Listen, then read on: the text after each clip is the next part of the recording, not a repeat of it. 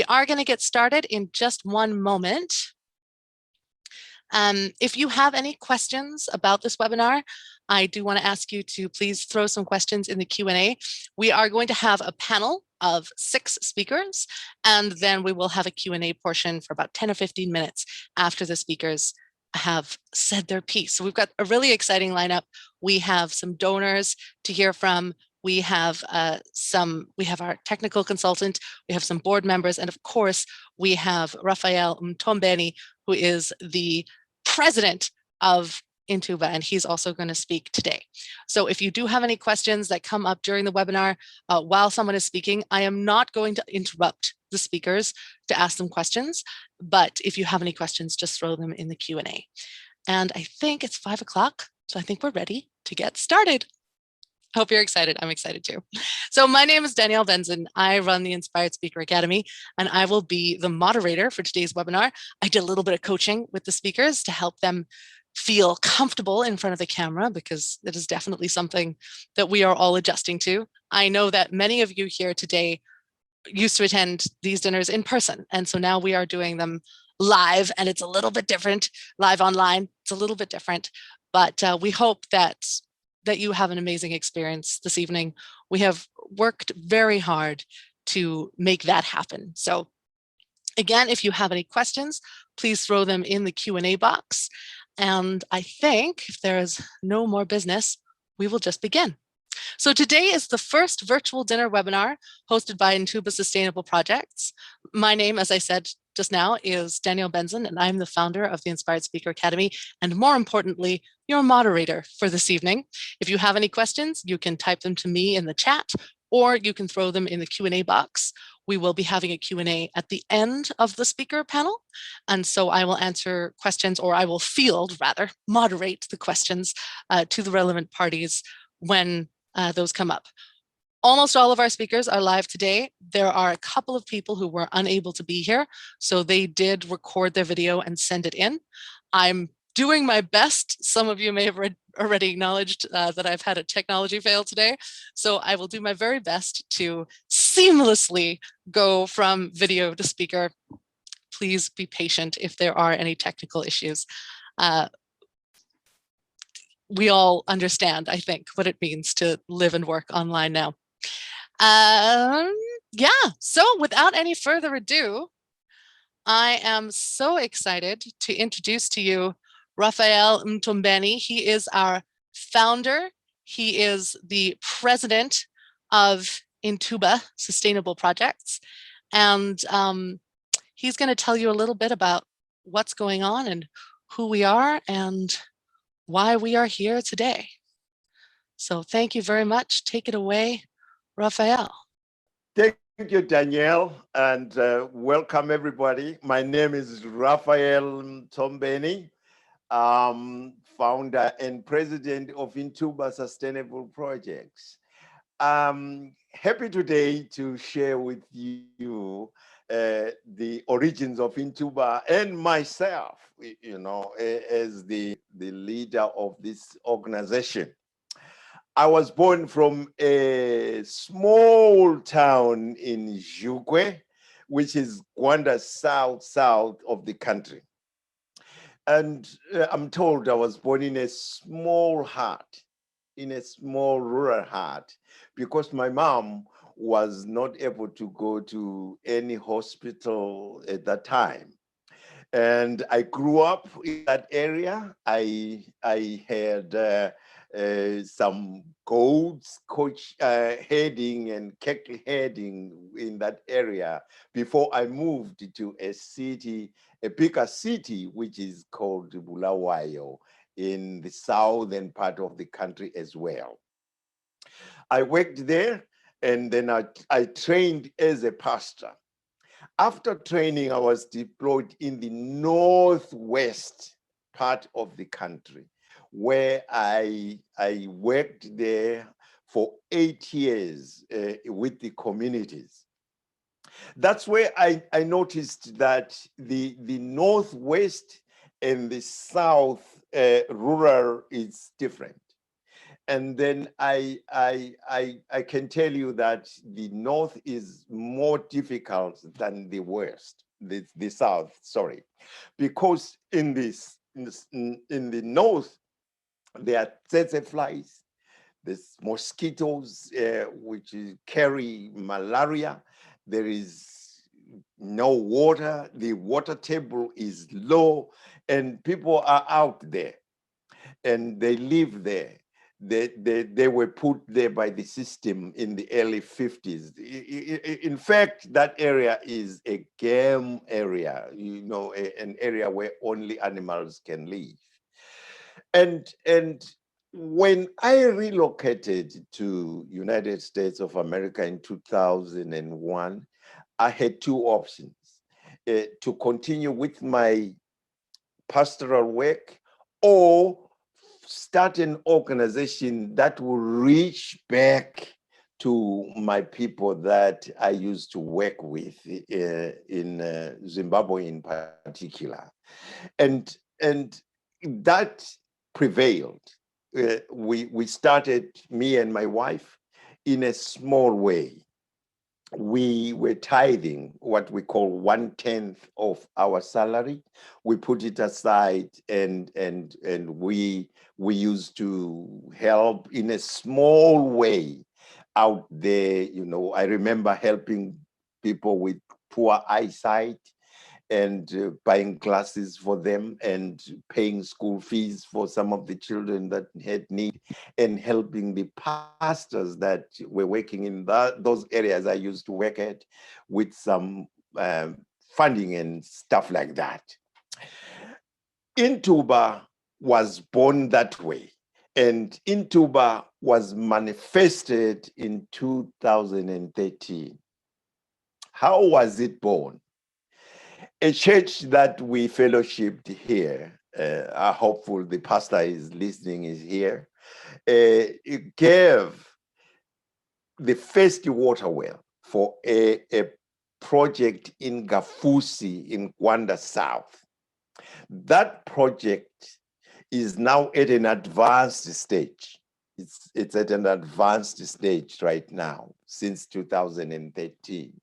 And then after they gave that money, we drilled the well, and the project started. What we do as Intuba, many organizations drill wells, but we drill wells and start gardens close to the well, so that the people have two important things.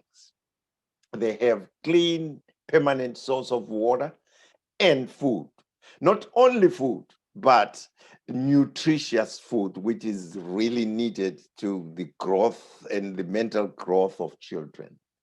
And that's how we do it. This project at Gafusi, it started, you know, people started coming in and giving, you know, individuals and churches started coming in, and companies started coming in, and Intuba started growing. I can tell you that as we speak, we have 14 working active projects in the Southern African region. And I can tell you that there are 31 new stops that need help, new ones that started. Some started during this pandemic, this COVID pandemic, because most people lost their jobs and people spent more time in their villages and gardens. Now, these programs are done to help the people, and these programs are done so that people are sustainable. It's not like handing out to the people, but they are done so that these people are sustainable. These people in Gafusi, they are doing this thing over and over and over, and making their life better all the time. And this thing can be replicated to the next community, and next community, and the next community, as long as we find funding to do that. Now, let me tell you a little more about how we do it. We evaluate a community, and then we teach them a system which we call raised beds and bucket drip irrigation system, where we mount a bucket and then we connect the drip lines on the bed, and then they plant where it drips. Simple, because there is not much water. There's not much water in the region. The water is underground. So basically, that is the core business of Intuba. So we are fundraising for two important things: drilling water wells and these drip lines, which they use to put on their beds. So this Intuba program has seen communities thrive. Communities, it has made an impact, and with continued funding, we can do even more to help these communities. Sometimes when we bring these programs, some people doubt, they doubt. They think, what can Raphael do? A black man, a boy who was born here, what can he do? There's nothing he can do. Because, sometimes people think this thing should be brought by a white guy with a bag of money who can do it. But at the same time, I find it ideal for somebody like me, who bringing this program to them, because I know the people, I know the culture, I know the terrain, I know I lived it.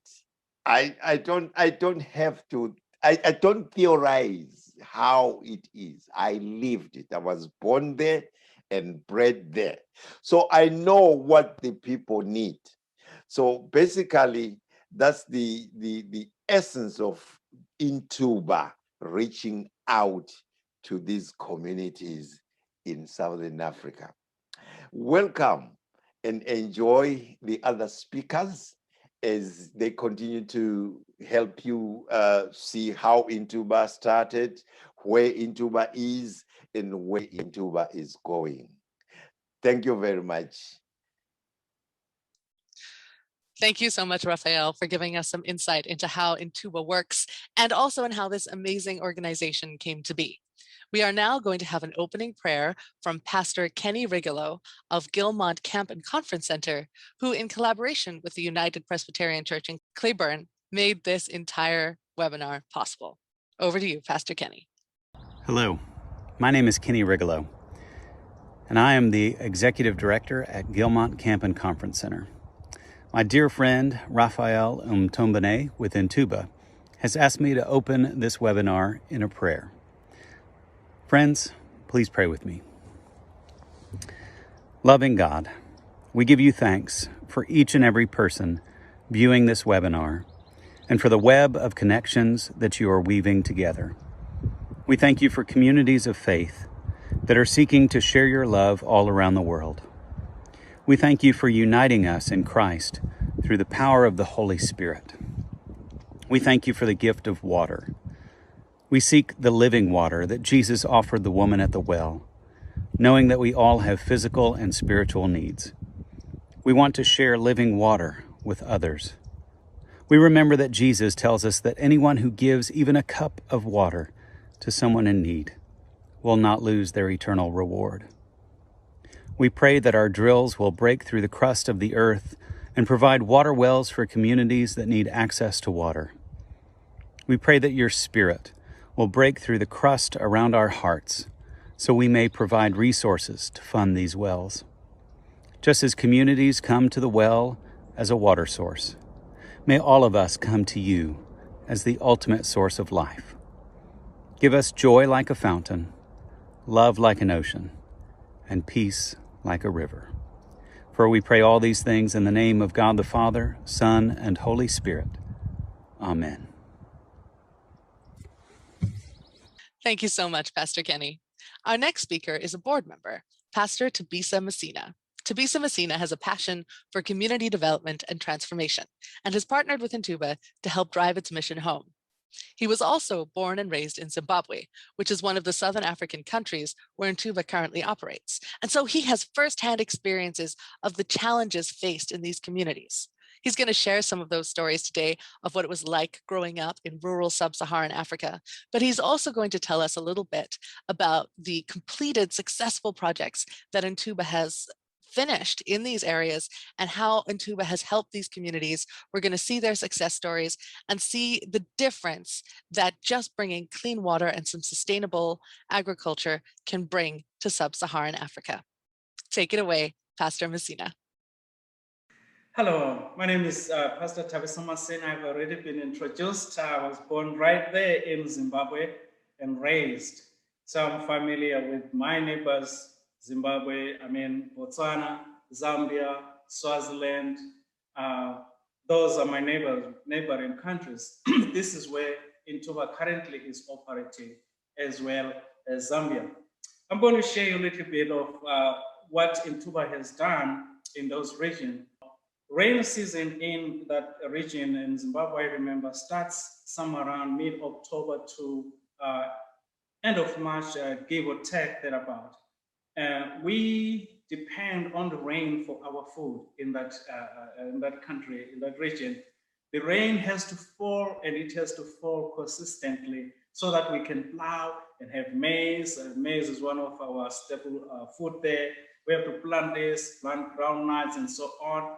And when the rain falls consistently, then there is bumper harvest. We enjoy eating monkey nuts, groundnuts. There's fruits in the field. In the bush.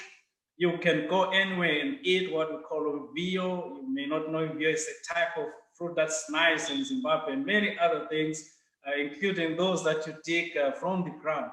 So rainy season is very good. It's that joyful time. It's when it rains. If it rains good, so we have enough water that lasts us far beyond the end of the rain season. The rivers are full up until the next season. So there's enough for our livestock to drink. There is enough for us to drink. And life is so good. We even have excess crops to sell. Another season can start, rainy season, while we still have enough plenty. I remember those good old days. But they're not always there, especially in recent past 20, 30 years, 40.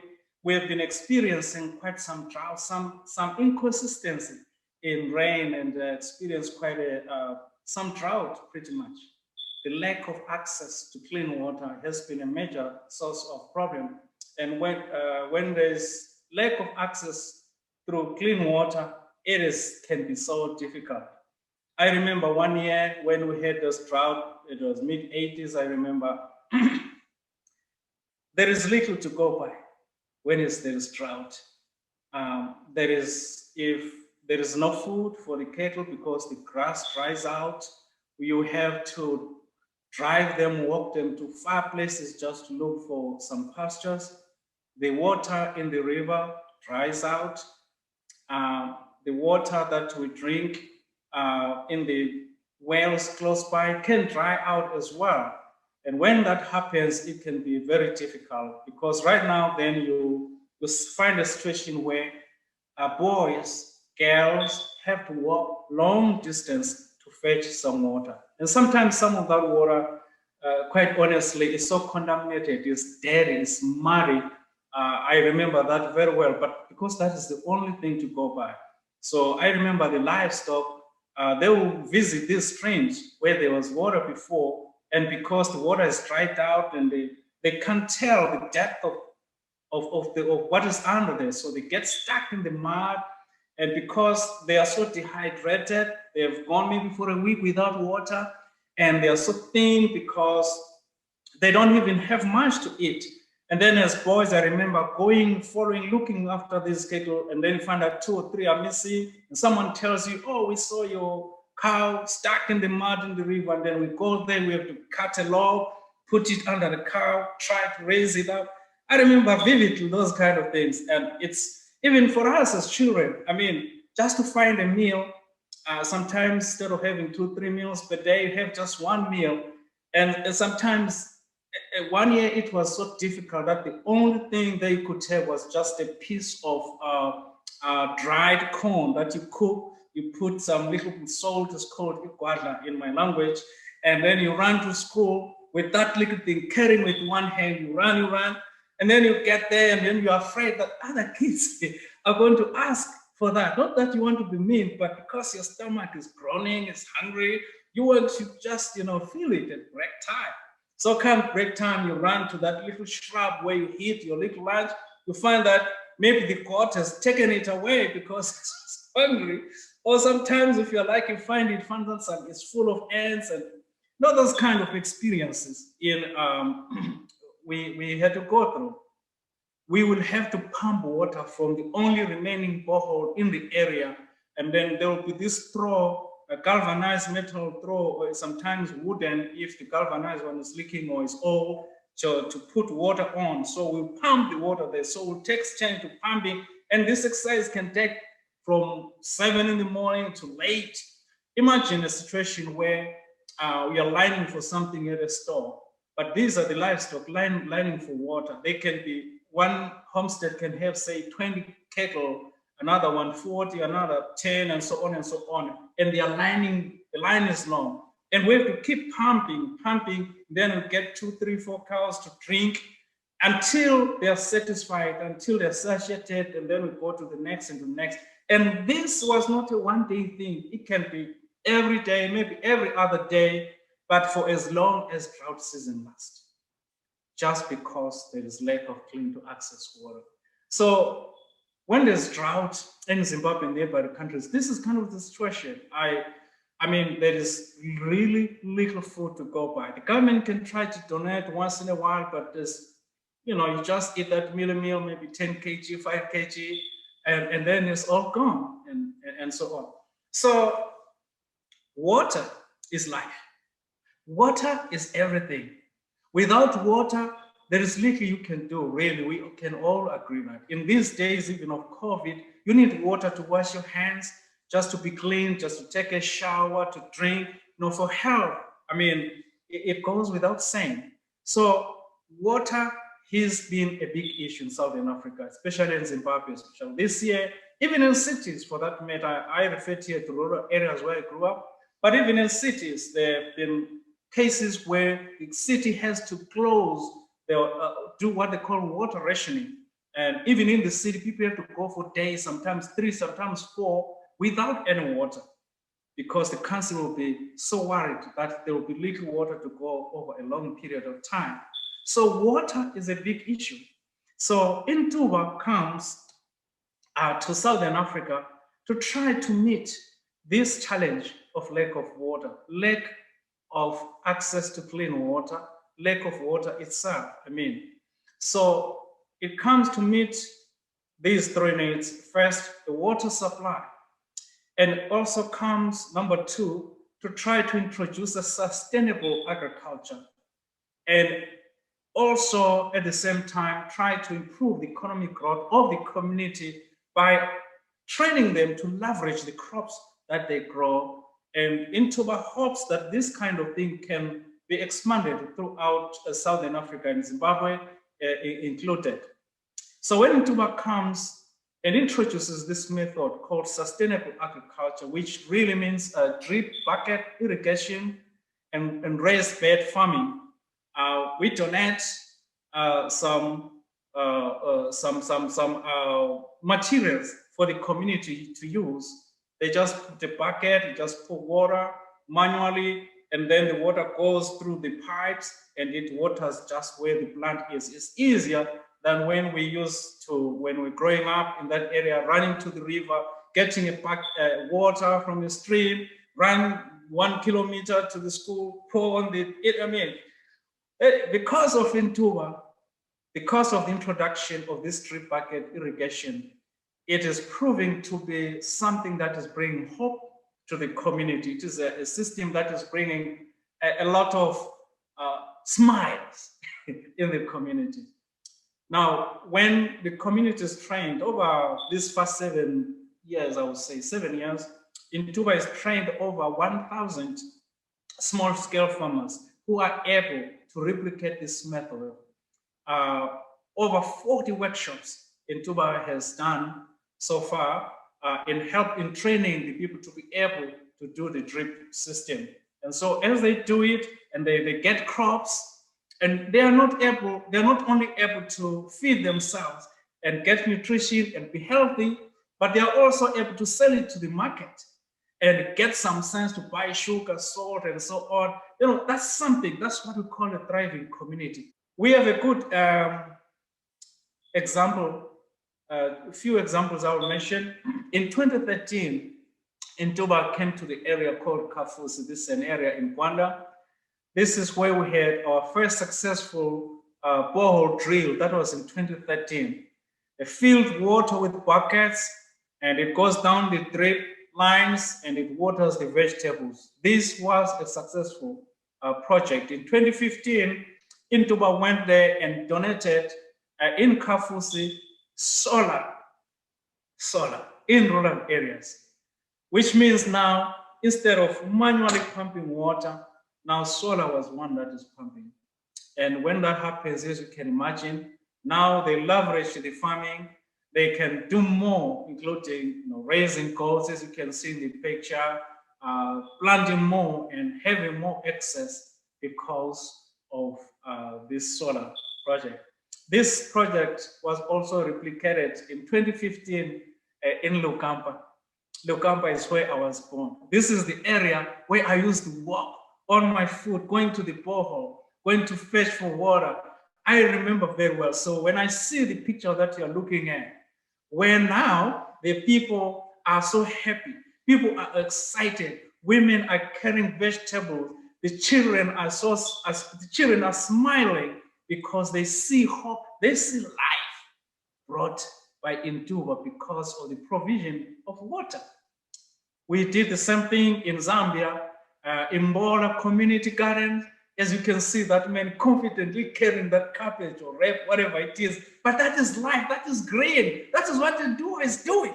It is so exciting because I know I have been there and I know what it means to be without water and to go for years with drought. In Botswana, in Tonata Gardens, there is the project that Intuba did and the raising of goat. And then what's interesting as you look at that picture in Tonata is that the government of Botswana, the Botswana government donated that greenhouse that you see on the left, top left there. That's interesting. They believe in the community betterment. They believe in the transformation and the community development. And this is so inspiring. You know, in South Africa, at this small place called Ezumwini, KwaZulu-Natal, there is a community garden that was planted. You see the boys there, the girls, they are doing the planting. You see the greens right there. That's very interesting. That is life. That is life. Eswatini, the former Swaziland country, in this area is called Esandleni. Esandleni. You see those two girls wearing the uniforms, you know, feeling at peace, feeling happy, knowing that there's life. You see that borehole there that was drilled by the help of Intuba, it brought life into the community. They're looking at those bananas. All that is because the water was made available. Water is life. When water is brought to the community, people can do anything. People can brush their teeth. People can use the restroom and flush. You know, there is life, there's cleanliness, sanitation is assured when there is water. Water is life. Thank you for coming to this webinar tonight. Thank you so much, Pastor Messina. It's stories like that that bring donors from all over the world to donate their time and money to this amazing cause. Our next speaker is a donor. Pastor Nathan Lowen is lead pastor at the First Christian Church of the Beaches in Neptune Beach, Florida. But many, many years ago, he was a pastor in Texas, and he had an historic meeting with Raphael Mthombeni. And so our first project at Kafusi was born. I'm not going to go into the details. I will let him tell you about it. Please take it away, Pastor Lowen. My name is Nathan Lowen. I am the lead pastor at First Christian Church of the Beaches in Neptune Beach, Florida. And I've been pastoring here for 5 years. And before that, I was at First Christian Church in Cleburne, Texas, where I got to meet Raphael. Raphael is not short of God-sized dreams. And he began talking about what the need was over there and how we could partner with him. And the first project was in Kafusi. Now, Kafusi is a village where I believe they were walking 5 miles each way to the water source to be able to get the water and bring back to the village. And so with Kafusi, we were able to put in a water well. And then as we, through the years, were able to put water wells in more places, we kept adding to Kafusi to where they were really invested in wanting to make this thing work. And so Kafusi is kind of like the pilot project to lead all the other projects. And in 2014, I got to visit Kafusi. My wife came with me, Ashley, and we had a wonderful time there. And by the time we got there in 2014, they had several rows, raised beds going of all sorts of greens. And we had raised money for them to be able to fence it in. So then it's fenced in to where we can also give them chickens and goats to be able to raise those on the land as well. And so as we're there, and the people are so grateful and so thankful through the years since we've expanded, and they were the first project to get a water tower. And what we've seen in that community is that the access to clean water changed their lives. It reduced illnesses and things of that nature within their community. And so future generations are going to have a better chance going forward, that schooling is going to be able to be afforded to where kids would go to school, but because they couldn't afford the uniform or the supplies, they would just sit there, and it's hard for them to learn. So now, because they have the means to get there, it's working in that direction.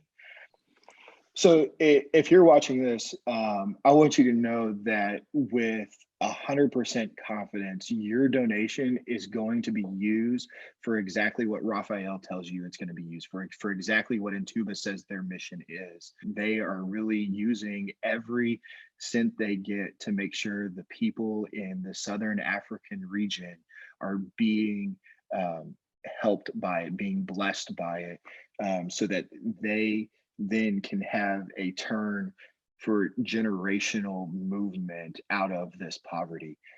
Not only is all of your donation be used effectively, but Raphael's own lifeblood is poured into this. So this evening, I want to thank all of you for joining and being a part of this and showing an interest. But I want to invite you to join me and my wife, my family, First Christian Church of the Beaches. We're here tonight to commit financially, and we are sending the funds right now to commit to build one water well for our village. And so I invite you to do the same. These things matter to them, and it changes their lives in a real tangible way, not only for this coming year, but for generations to come. Thank you so much, Pastor Lowen. It must be so rewarding to see a project like Kafusi from the very beginnings to the beautiful, thriving, sustainable community that it is today. And thank you as well for your absolutely generous donation. Our next speaker is Steve Malachek, and he is Intuba's Water and Energy Development Advisor through his company, Water Pathways. Steve Malachek is a senior geophysicist with over 30 years of international oil and gas experience from assignments in the US, the UK, Saudi Arabia, and Indonesia. Since 2016, Steve has been working with organizations in developing countries to improve access to safe water through community projects to promote local private sector participation in water services, water efficient agriculture, and business development. As founder of Water Pathways, Steve's advisory role with nonprofits, stakeholders, and beneficiaries in Eastern and Southern Africa has been in assessing project needs, interfacing with public agencies, and preparing funding proposals. We are so blessed to have Steve Malachek as our technical advisor at Intuba. And today, he is going to tell you a little bit about the science behind what we do, about the projects that we have coming up, a sneak peek into some of the projects that are on the horizon. Thank you so much, Steve. I've been working with Intuba now for about 5 years, and 4 years ago I had an opportunity to travel with Raphael, the founder of Intuba, to Southern Africa, to Zimbabwe and Zambia specifically, and to visit some project sites and to see firsthand on the ground what these projects were like, what the communities were like. And I remember very distinctly one community called Choloto. It's located about 120 kilometers northwest of the second largest city in Zimbabwe called Bulawayo. They had gone through the labor of constructing the raised beds, the ways that you would mound up the soil, has been explained earlier, but simply because of the lack of water. This was during a drought period and no water was available. Now, accompanying this whole scheme with the introduction to building of these gardens was to drill a well right near the gardens. And just months before that, a well had been drilled, but unfortunately, and just devastating news, it was a dry well. The well had actually been deepened to almost 400 feet, which is very deep by local standards, and it failed to produce water. But the lack of water for those gardens was the lesser of the more alarming sight that was to behold as we went around this community. We came upon a reservoir that was almost dried up. This was during a very drought period, and yet what was amazing was these ladies were down there drawing water out with buckets that were, I was told, being taken back to their homes to be used for household use and even drinking purposes. And as we were leaving, we actually came upon two youngsters that were carrying water back in a donkey cart. And I had an opportunity that one of the buckets, we stopped and I had a chance to look in this bucket of water. It had an odor to it, and it was certainly not clean water by any means, something that, you know, for those of us in the US and Canada, it would be unthinkable to even feed it to an animal, and yet that's what was being transported back, a very distressing sight. We then moved on about 2 kilometers away to another source of water for this community, and it was a well. It was a well that had been drilled almost 50 years ago, back in 1972, and remarkably, it was still producing water, but the well had become silted up over time, and furthermore, it was also a very deep well. It was about 350 feet deep.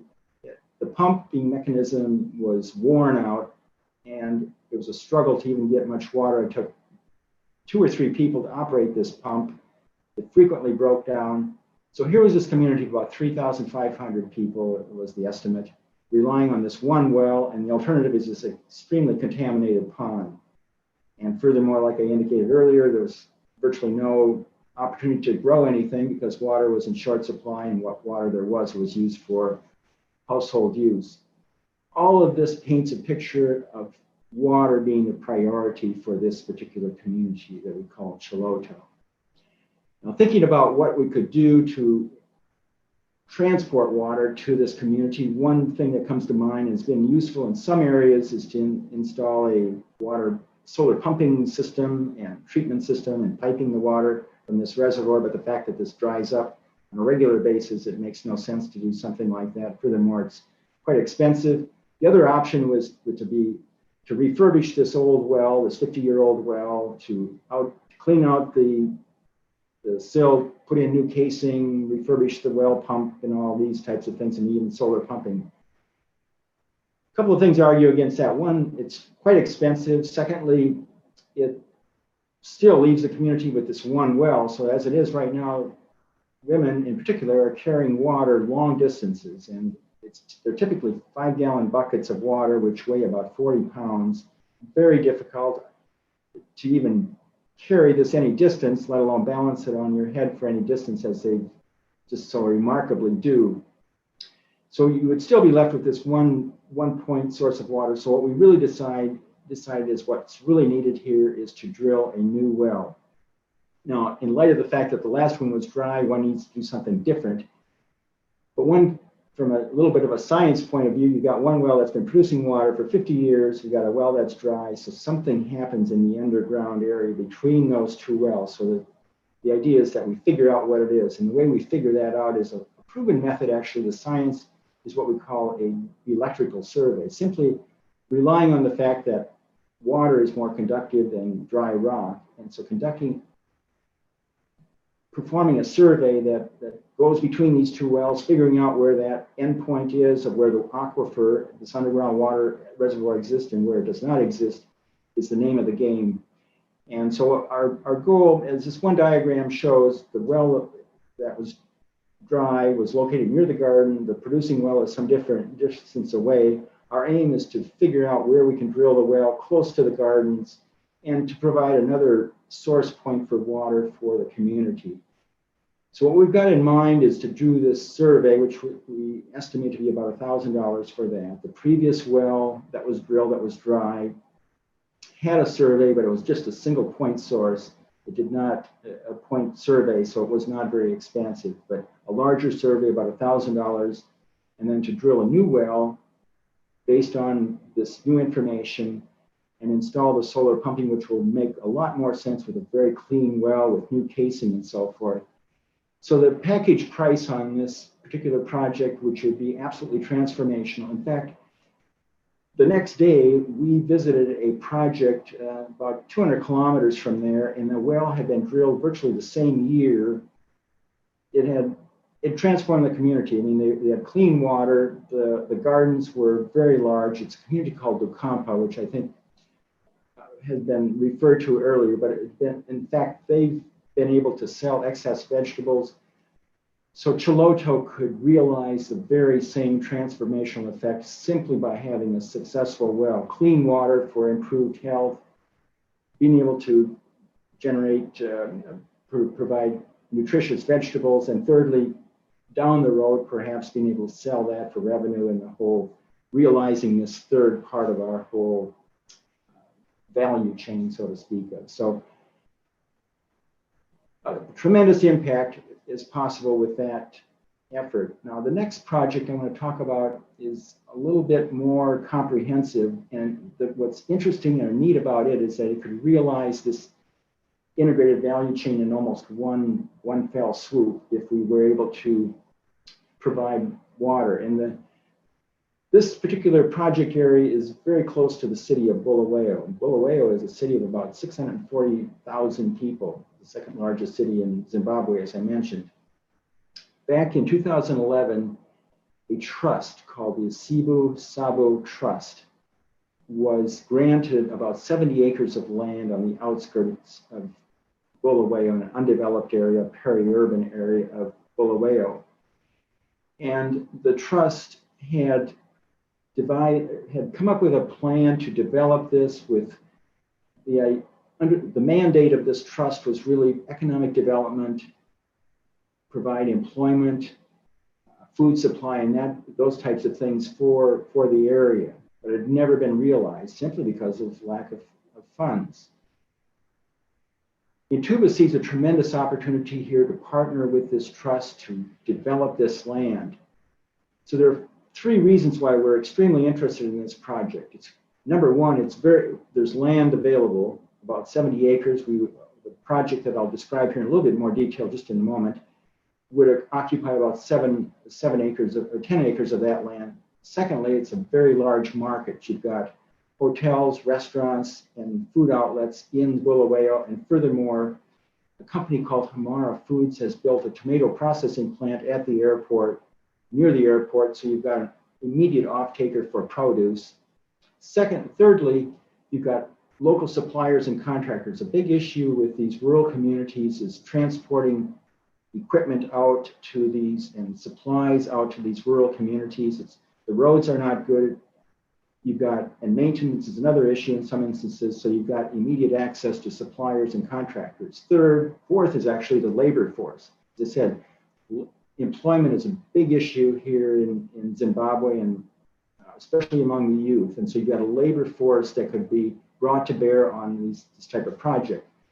The fifth reason is that there's actually a University of Science and Technology, the National University of Science and Technology in Bulawayo, which has done tremendous research on water exploration and solar power and sustainable development and all of those, so we can leverage that capacity very very quickly. So more specifically, what we've got in mind for this acreage to really realize some of these ambitions are really 5 things. Number 1 is water supply, bringing water to it. Now, this is on the outskirts of town. It's near a municipal water system. In fact, there's a police station just across the road. But the water supply from the municipal system is subject to a lot of shutdowns. It's not reliable, plus just the complexities of tying into the trunk mains and so forth is another whole issue. What we've got in mind is there's a public well that's not far from our development area, is to make use of a university study that showed what the prospect is for groundwater in this area, to do a survey that connects that well with our area and to drill a well in the property to have a water supply. Secondly, it's installing solar power. For powering what we've got in mind here is a training center. It will serve the purposes of pumping water, but also a training center, because what we've also found, Intuba is spread rather thin and going out to all these communities providing training.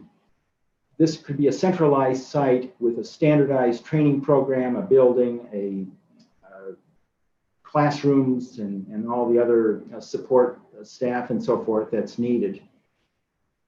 And we can also install these raised bed gardens for 2 purposes. One is to provide actually a demonstration site for these methods, for teaching raised bed and drip irrigation methods, but also to become a producing center for itself for vegetables that can be sold locally, so a revenue generation right there, along with the employment that I just mentioned. And then the last argument for this, what we're excited about, is actually being able to use this as an experimental site for other food production endeavors, such as aquaponics, something that's been applied elsewhere in the world, very important for producing vegetables as well as protein, fish in particular. If you know anything, just real briefly, aquaponics involves growing vegetables as well as fish, commonly tilapia, and it requires very small amounts of water, a very small area, but it's something that requires finessing a bit. We have to become a little bit more familiar with the technology, so it could be an experimental site for that, as well as for solar power. We're also, in many of these rural communities, there's no power whatsoever, except for when we've installed solar pumping. But this whole concept of a mini grid, where you've got a solar power that can distribute electricity to a community, is also something that could be very much of an experimental type of project. We look forward to those of you that would like to join in really a big scale project and a major impact in this city. So thank you. Thank you so much, Steve. I don't think many of us really appreciate how much work goes into deciding where to drill a well, or, you know, all the different possibilities that there are in how to get clean water to a community and how to get, you know, electricity and make them sustainable. So I really appreciate all of the detail that you went into. Thank you so much. And I'm really excited about these projects that are coming up. I'm also really excited to introduce our next speaker. He is another donor. This is Danny Couch, minister at Central Christian Church in Weatherford, Texas, and his youth group has already sponsored an entire well, and I believe they have plans in the upcoming year to sponsor another one. I'll let him tell you about it. Thank you so much, Danny Couch. I'm Danny Couch. I am a minister at Central Christian Church in Weatherford, Texas. Raphael just approached me because he's not too far from here, and we just started having a conversation. He's telling about the ministry that he does, and we're a congregation that just likes to do a variety of different ministries. We look for needs, and then we try to fill them up. So it seemed kind of natural. On top of that, he talked about all the water wells and things like that. I thought, man, that'd be a great project for the youth to do, because the youth do a pumpkin patch every year that funds a lot of their mission work. And so they raised, I don't know, a lot of money, probably $9,000 or $10,000 the last pumpkin patch. Approached them about the possibility of funding a water well. It's not just water.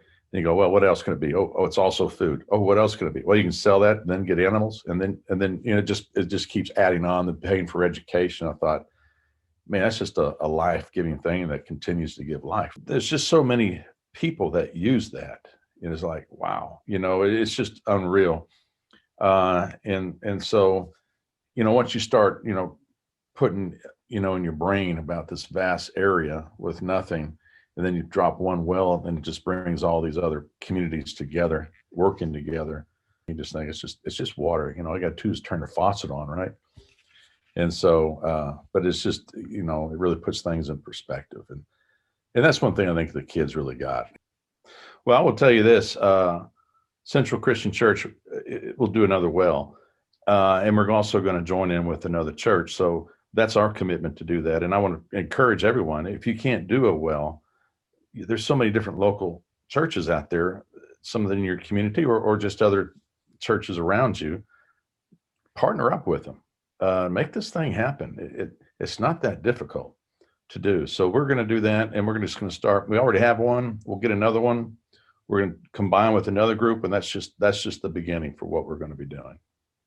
Thank you so much. I think it's very true that those of us who live in the first world can often take things like running water and electricity for granted, but it's not true in so many communities, especially the south of Africa is really hurting right now. And I think it's really important that we keep that in perspective as we move through our very privileged lives and be very grateful for what we have. We're also very grateful for your pledge. Thank you so much. And now I am going to hand it back to the main man, to Raphael Mthombeni, the man who made all of this happen. A few closing words from our president to tell you about how you can help, how you can be involved, how you can help make miracles happen this year and help those communities that are currently in crisis more than ever because of this COVID-19 pandemic. I'll hand it back to you. Thank you so much, Raphael. Thank you. I think everybody is happy and enjoying this meeting, and I'm here now to continue to at least give you the wider vision of Intuba. We already told you we work in these 5 countries, which is namely Zambia, Zimbabwe, Botswana, South Africa, and Eswatini. Why do we work in these countries? These countries are different. They have different governments, different political landscape, different, everything is different, but the needs are the same. The needs are the same. The droughts that we are talking about, they affect the people the same. If Zambia has a drought, Zimbabwe has a drought, the people are affected the same. That's number one problem we are addressing. Number 2 is that in case Intuba, encounters some problem with the government in one of the countries, we know we are secure because we'll continue with our programs in another setting.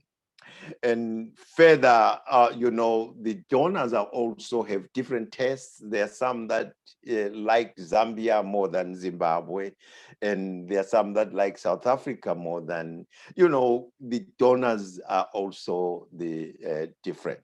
So we are addressing this problem in these countries because we want to address the same problem.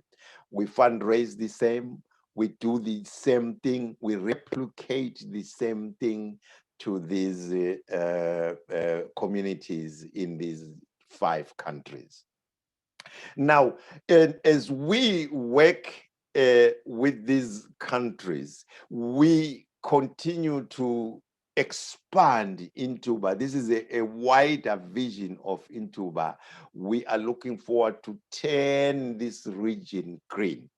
It used to be green, before the droughts, before everything. It's not that it was like this, but over the years with this global warming and stuff like that, these droughts are affecting us more than any other time. So Intuba wants to come in and help these communities in these areas that we are addressing. Let me come down now and try to nail this thing, why we are here in this webinar. It's a fundraising webinar. What are we fundraising for? I told you about the 14 stops, which are already functioning, and then we are looking forward to help here and there to improve them, but they are already there. But we have 31 stops that we have. Out of the 31 stops, there are 10 stops that are an emergency. These stops are an emergency in 2021. It is because of this pandemic which hit us hard in 2020 and in moving to 2021. A lot of people lost jobs and a lot of people are now in the villages. So now these 10, we need to fundraise for them for 2021.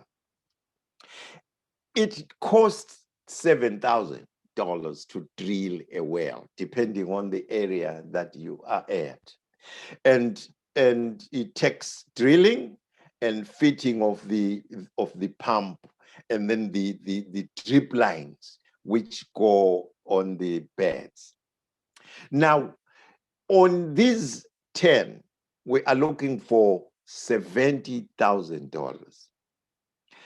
I'm happy to tell you tonight that out of the $70,000 we need, as we were preparing this, we have raised $27,000. We're just asking you to help us with $43,000, which we can give. You can start giving now. You can give now. You can look at the screen and give now. We need 43,000 to make 70,000. Over and above, we have this bigger project which one speaker alluded to at Luveve in Bulawayo. That one needs $100,000. Basically, that means we need $170,000 in the next 2 years, if possible, in the next 2 years. But our emergency is these 10 wells that I'm talking about. Those are an emergency right now. This is why we decided to come up with this webinar, because we can't be in person anymore, to appeal to you to give and help us through. So, ladies and gentlemen, it has been a pleasure to be with you. And I want to, at this time, mention a couple of things or a couple of people. I want to mention this organization, the Inspired Coaching. As you can see the website up there, they made this thing possible. They put this webinar together. And I want to mention the United Presbyterian in Cleveland. They were instrumental into putting this thing together to start with. And I want to thank all the donors that continue with us. And I want to thank the board members that are working on this thing day in, day out. And I want you to enjoy the last part of this program as she finishes and moderates. Thank you. Thank you so much, Raphael, for that, that really great example of kind of what we need and where it's going and how it breaks down. I think that is extremely important. We do have a couple of questions in the Q&A box, so I am going to open it up to the panel, and we're going to answer your questions. Thank you so much for being here and sticking around on the call. We really love to hear from you and we love your questions. So I am inviting the panel to switch off, turn on all their videos again from before. And I'm going to switch to gallery view. And here we are. We seem to have Steve Malachek on twice. I can probably get rid of that one. Remove. I'm just removing your extra profile, Steve. I hope that's okay. I'm not quite sure what happened there. We have the occasional technical glitches. It's to be expected. Webinars always do. Thank you for sticking with us. I see my internet held out, so I'm very happy about that. So our first question is whether or not the meeting is being recorded. And yes, this webinar is being recorded. It is live and it is being recorded, and we will put the replay up on our YouTube channel, and we will send out an email to everyone who attended and to everyone who registered who didn't manage to attend. They will get an email with the link to the YouTube channel. It will take me a little while to render the video and create the subtitles and closed captions and all that kind of thing. So it's not going to be up tomorrow, but it will be up next week, and you will get an email from me, the same email address that you got when you registered. You will get an email from us to let you know about the recording. So I have a couple more questions. I'm just muting the speakers who aren't speaking because there's some background noise. When everyone's on at once, there often is. So we have a couple more questions. Before we get into it, I just wanted to say something that I didn't get to type in the chat because between the slides and everything, I wasn't fast enough. I wanted to just say that I think it's amazing that we can bring electricity to communities who are so far away from the regular grid that they wouldn't have it any other way. The fact that the solar power is not only for the clean water, but also brings electricity to completely isolated communities. I just think that's amazing, and I wanted to say that. So we have a question for Raphael. Raphael Mthombeni, our president. You mentioned that we have 10 stops that are in need of emergency support. So you threw out a couple of numbers. We have I think it was 31, and then we have 10 emergency, and then of course we have this bigger project as well. With so many different stops, sorry, I'm trying to read and talk at the same time. With so many different areas, project support and existing projects have across 5 countries, how do you manage these across such a large area? And do you have local staff in these countries? So Raphael, I'm going to invite you to unmute yourself and just answer that question. How do you manage the kind of staff on the ground? Yes, true. We have staff on the ground in every country. There's a team in Zambia, a team in Zimbabwe, a team in Botswana, a team in South Africa, and a team in Swaziland.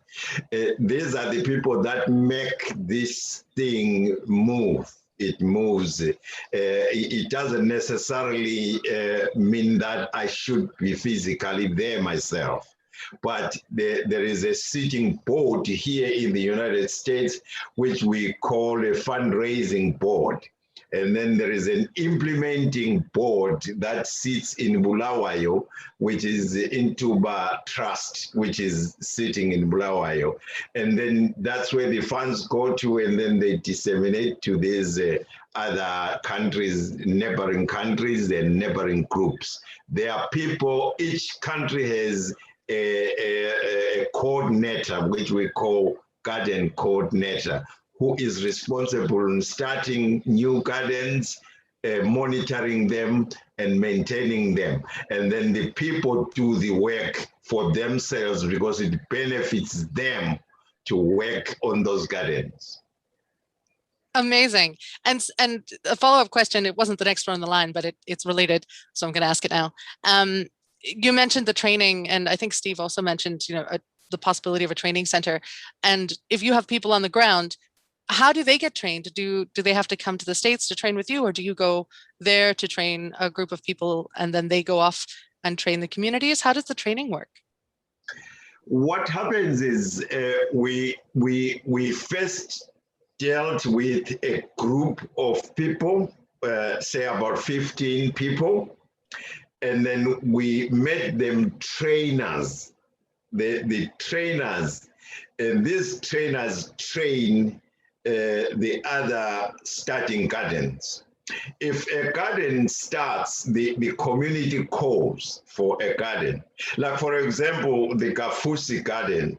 The Kafusi garden has other smaller gardens, because when people visit Kafusi, they want their communities to look like Kafusi. And then when they go back to their respective areas, they call for a trainer from Kafusi to come down to Ratanyana, which is another community further down, to train them. And then that trainer moves from Kafusi to go train Ratanyana and moves to the St. Anna, which is another project.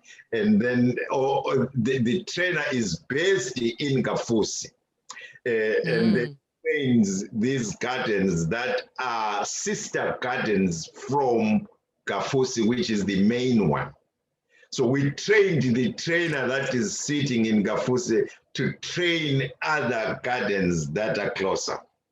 And I think that's so important because, I mean, no one could have, well, not no one, but very few of us could have predicted this travel ban because of COVID-19. And we're so lucky that, you know, work is still continuing, and we get in photos from people on the ground of you know, communities wearing masks and using the wells and things. So that is such a wonderful thing about the way you've set it up, is that we can continue to do this work even during a pandemic, where if it was reliant on you, you would have to fly there. So that's a wonderful thing. And anyone who's looking at our Facebook group, there are photos every now and again, and some of them are recent, and you'll see people in masks, which is just great. Yes. Sorry, did you have anything to add to that, Raphael? Yes, yes. I haven't been down there for about 15 months now because of this pandemic. We had 4 mission trips lined up. That's one thing that I can tell our viewers, that we have teams leaving US going to see what is on the ground time after time. So we had 4 mission trips in 2019. They were all called out. 2020, Steve, right? Correct? That was in 2020. Yes. That we had to cancel, yeah. And then we canceled them all. So we are going to revive them. And if you want to come with us, make arrangement with us when this pandemic is over, we will start again to visit, because it's important to see exactly what we are talking about. When we're saying a community is developing from zero to a certain level, you can see that, because we'll take you to a community that is starting, like I took Steve to a community that is starting. Then I took him to a community that is successful, so that he can make the contrast between the two. Yeah. Yes. So amazing. And actually that's the next question, is for Steve. Steve, you mentioned this larger project in Bulawayo, which seems to be in an urban area, but so it looks like, from the photos, it looks like there isn't much there, but you're planning like a training center and that kind of thing. So is there any existing infrastructure? The question was, is there any existing infrastructure in the area where we have this ambitious project, or what's there right now? Actually, it's just this open area. It's near the city of Bulawayo. It's near this suburb called Luveve that Raphael mentioned earlier. The big thing, though, is it's acreage very close to this large metropolitan area. So it actually has several advantages. Whatever we do there has an immediate market, a large market with not only commercial food companies, but also hotels and restaurants and that type of thing. But a big issue there in a lot of Zimbabwe and many areas of Southern Africa is unemployment, especially youth unemployment. And so we feel we're going to have tremendous civic support for this. But at the moment, aside from a very ambitious leader of this trust, this is Sabu Trust, who at the moment, quite interesting, when we visited, he's actually just, when we met him, he was doing some tutoring under a tree. Oh, wow. He's been just desperately hoping that we could get the funding. He's got a broad vision for this. So really the answer to the question is, we've got really acreage there, a tremendous market opportunity, and a very important central location for providing training that can be then disseminated to these other communities. But really, and we're very close to suppliers as well in Bulawayo that can provide these kind of services and build out and drill wells and so forth. So a lot of things going for this, and the funding could really transform this area of Bulawayo and have a tremendous impact. So we're really excited about the implications and long-term scope for such a project. Part of me feels like having school under a tree would be a wonderful idea, but I think in many different types of weather, not so much. That's wonderful. Thanks, Steve. And then we have 2 more questions. Unless anyone else has more questions to submit, we only have 2 more questions right now in the Q&A. And the next one is for Thabisa Messina. So Thabisa, you talked about the need for water and but then also like being able to grow the food and sell the produce. But, you know, in these rural communities, where do they sell the produce? Like, how do they find, how do people find the market, or how does that work? Well, that's not difficult to find. In each district or wherever these projects are located, they are, for instance, those in Plumtree or in Kwanda, the nearest town is Bulawayo. People are always looking for greens, especially during these times. Someone mentioned unemployment. People are always going to for a place where they can find some greens. Like we are saying, for instance, when there's drought, it's hard to come across any greens. And when they hear and they listen, oh, there's vegetable garden in Kafusi, in Lukampa, they go there and they order, and then they go and sell in bigger towns, and they go so fast because it's hard to come across these greens during drought season. Mm-hmm. So markets are not a big issue, really. And then if it gets large enough, there are, I believe, I think Steve mentioned in his, there's also like hotels and things that'll take independent farmers too. Yeah, exactly. In the case of a really bumper harvest, when it rains and everything, well, the government organizes what they call grain marketing boards, and people sell there the bumper harvest, and they get a lot of return in terms of cash, which they can leverage for other things. And then it just starts, and we start this beautiful cycle of abundance. Instead of a cycle of poverty, we turn the cycle the other way around. Exactly. Of course, now they've got cash, they can almost buy anything, and their health, and the community thrives, and that's what Intuba is helping to make possible. Amazing. Amazing. So our final question is for Raphael. Oh, but he has something to say. So before I ask you your question, you wanted to comment first, Raphael. Yes, if I may add on him, what happens is these gardens are not many. Like, for example, if Steve can witness that the distance between Gafusi and Lukampa is about 400 miles between the 2 gardens. So if this garden is over there, it becomes a center of all the schools, the small businesses around there. They buy from this same garden. And the Lukampa one is the only one that is remote out there. And it services that area as well. It's not that there is a garden 5 miles from each other. No, these gardens are different communities altogether. Right. And I mean, also distance is different. If there aren't, if most people don't have cars or motorbikes or, you know, that kind of thing, then distances change very much if you're walking or you're taking a donkey or something like that. Yeah. Amazing. So our final question was for Raphael Mthombeni as well, and then I'll get you to wrap up. But the final question is, how does Intuba decide which communities get the help, which communities get solar? Like, how does Intuba make those decisions of, you know, which communities to help, where to drill wells, when to get solar, that kind of thing? Thank you. That's a very good question.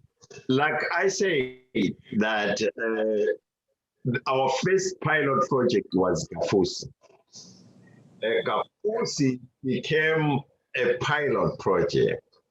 Like again, I say that when people visit Gafusi, they want that to be replicated at their place. So it is very easy to get the next project, because it will be like Gafusi, and then the next one. Right now, Intuba it's a known organization in Zimbabwe. We get requests coming through the internet, we get requests from the ground, we get requests, and then we can't even fulfill the needs that are there now, because if they look at Gafusi, everybody wants to be like Gafusi. And then Gafusi started from zero to what it is. It has been over years. It's not a growth that is one-time growth. It's over years. For it to get the solar, they expand the garden so much that it becomes manually, when they pump manually, it becomes a lot of work. And then they get solar coming so that they have water from the tank and then down to the garden. And it helps to increase the production as well, because the easier they water, the more production they make, and they get their produce easier to the market. So it sounds like what you're saying is that there's so many communities that need help, and they apply to Intuba, and then Intuba has criteria. So, you know, when you're at this level, you get a garden. When you're at this level, you get a drill. When you're at this level of community involvement, it sounds like, and that's how it works. Exactly.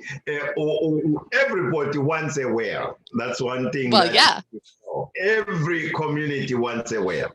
But how do we select the communities? Introduce the garden coordinator will go to a community and introduce the project, which is the gardening. If that community starts working on the garden without water, it helps us to send a water rig to that community, because they show interest. Because we can't be drilling everywhere for everybody, but we only drill for those that show that they have a will to work. And the only problem they have is water. If they get water, they are unstoppable. And that, I think, makes the most difference. So you're really choosing the communities based on how effective they will be in helping the entire community, you know, the entire neighborhood. So I think that's amazing. Exactly. So we are over time, I'm afraid. We got a little bit excited about this. This is our very first webinar. Thank you all so much for being here. Thank you for those of you who were participating in the chat and who submitted questions. This is being recorded, so you will get a copy of the replay, but it'll be next week sometime because I have to do all the closed captions and all that kind of stuff. Thank you so much to our speakers, to those of them who sent in videos, and to those of you who are live. Thank you so much for being here and sharing today. And yeah, any final words, Raphael, or we're all just going to say, how does one say goodbye in Ambagashle? Yes. Ambagashle. Thank you very much. Yeah, thank you very much.